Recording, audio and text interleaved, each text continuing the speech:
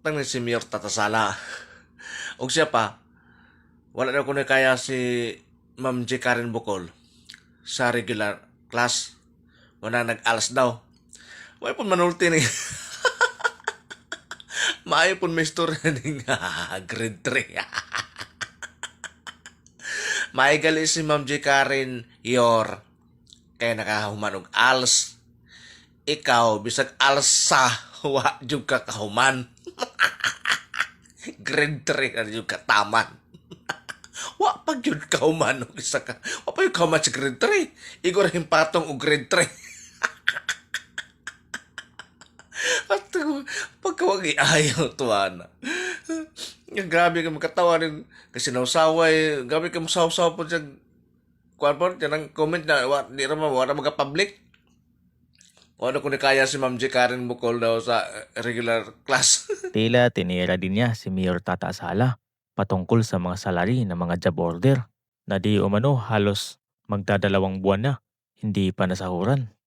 Yor, manghatag ka og tabang yor. Manghatag kag hinabang tapos ang imong mga GO mo wala pa sweldo nagreklamo imong GO. December 2025 pa. Wala daw sila sweldo. Tapos ang ilang ATM, yun ang ATM daw nila naprinda. Tapos nahurot na lang sa interes. Sukli na. Sweldo po na mo ang mga GO. Mo pa na yung magisugo biya o pang-away sa mga vlogger. Ang mga GO. Luuyan ninyo eh. Mangatag mahinabang na inyong mayor. Tapos pagkahuman, inyong sweldo asa nagatupaingon. Nawala na nagyon. Nahurot na kabulos sa tanan. Luuyan yung mga GO. Napirenda na daw ang ATM.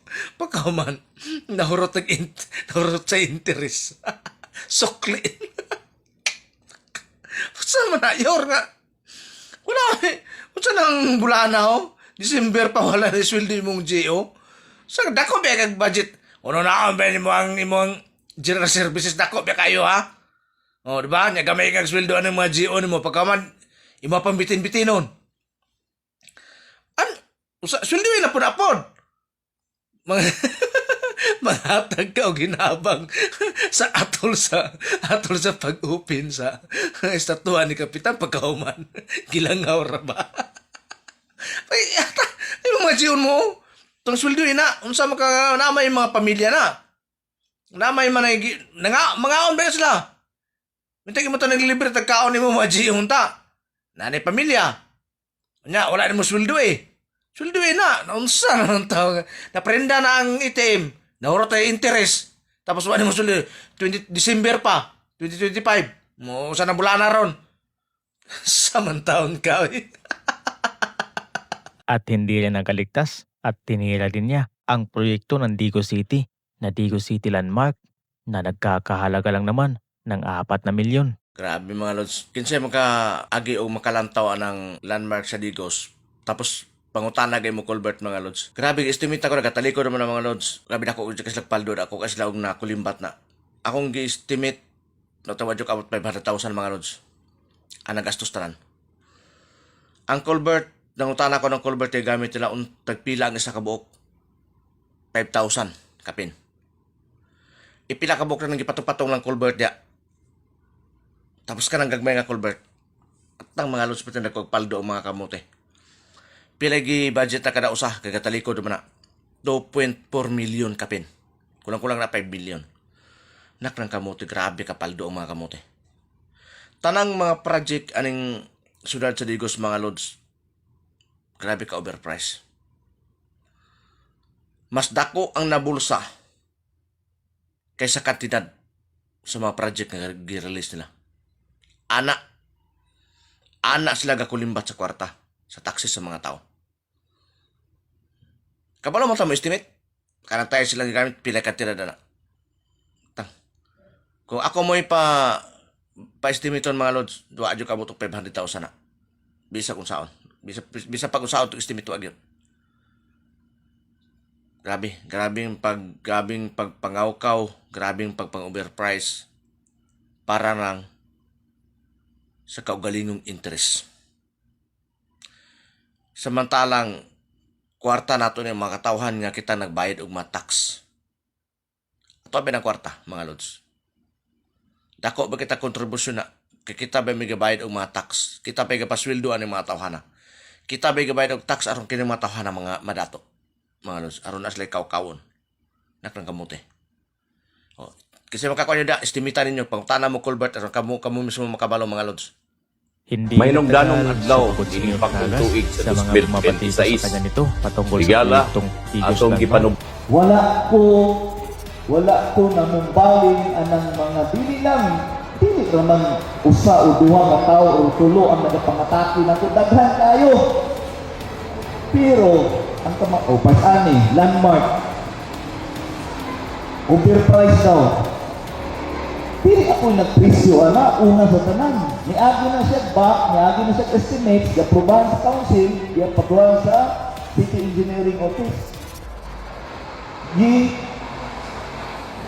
Inspection sa Commission on Audit. Wala'y overprice. Dito mo, dili pwede ang usa ka tawo musgag overprice na o dili. Kaya wala sa technical knowledge on that.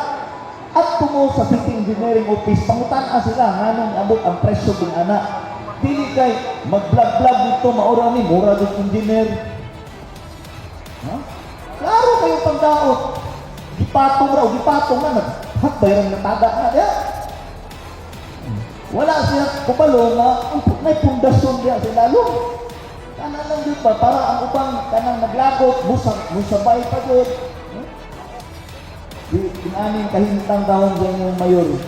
Halos tanan na lang na gibuhat nako puros na dautan para sa mata sa mga kontra nato sa politika o kaatbang nato sa politika. Naot masabtan ninyo ang demolition job, ang pag-destroy o ang plano sa atbang nako na mahagba ko.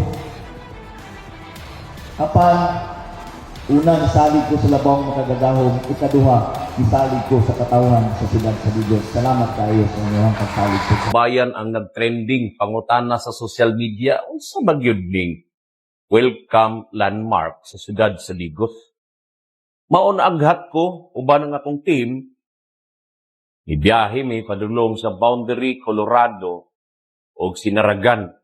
Boundary tali sa siyudad sa Digos o sa lungsod sa Matanao. Among gilantaw may gala, kung kita dito mismo sa signage, nakabutang ang kantidad na 4,994,000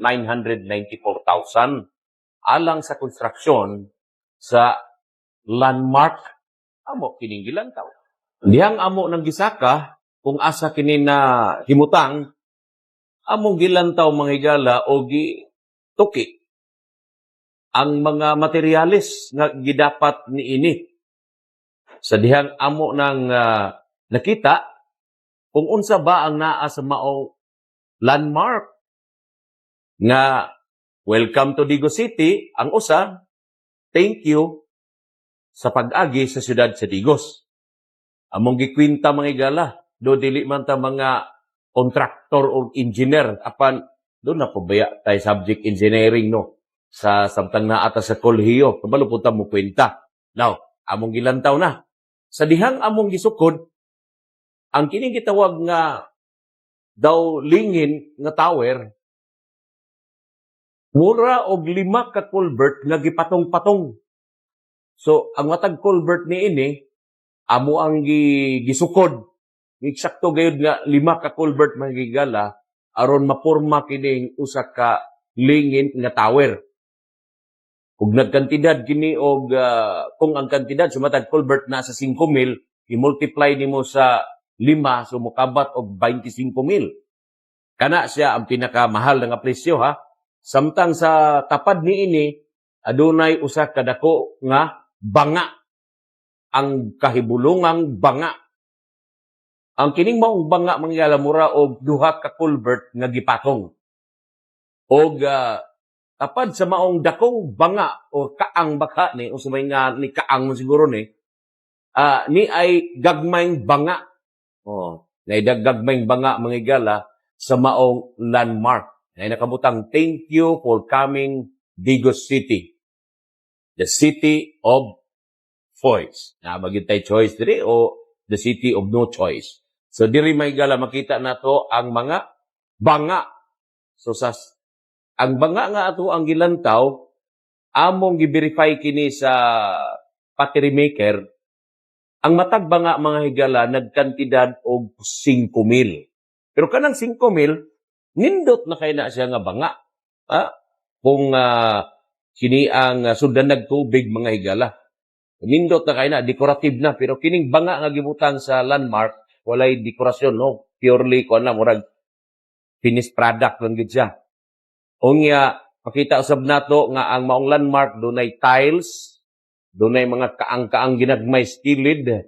Unya, kung imuhang sumadahon may gala, eksakto ba gayon ang kantidad nga 4,994,000? Talibok punta kung kinibang 4,994,000 naglangkob lang ba ang usa ka kining landmark o welcome landmark sa Digos o duha kini? Butang na to kung duha manggaling kini mga igsuon.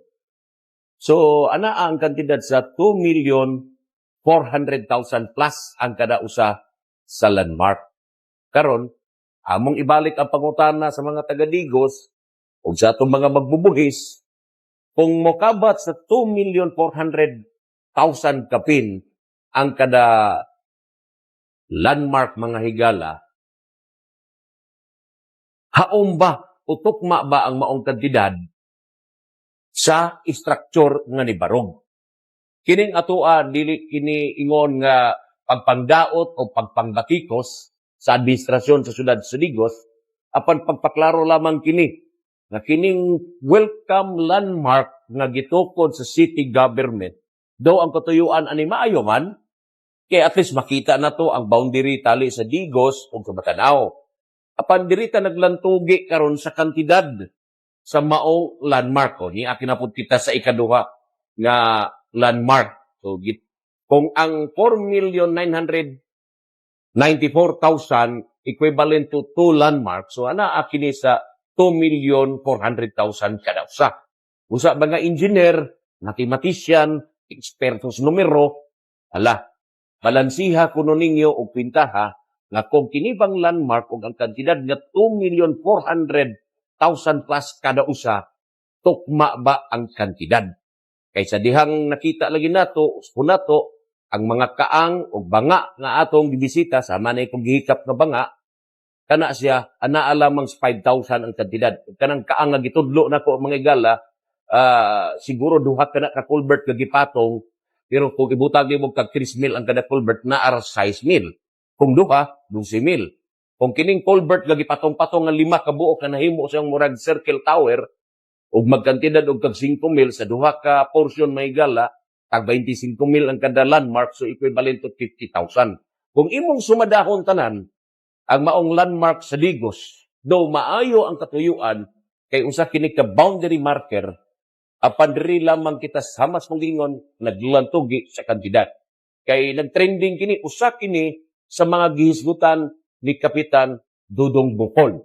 Nga matud pa niya, paldo-paldo kuno ang nagpasiugda ni ini.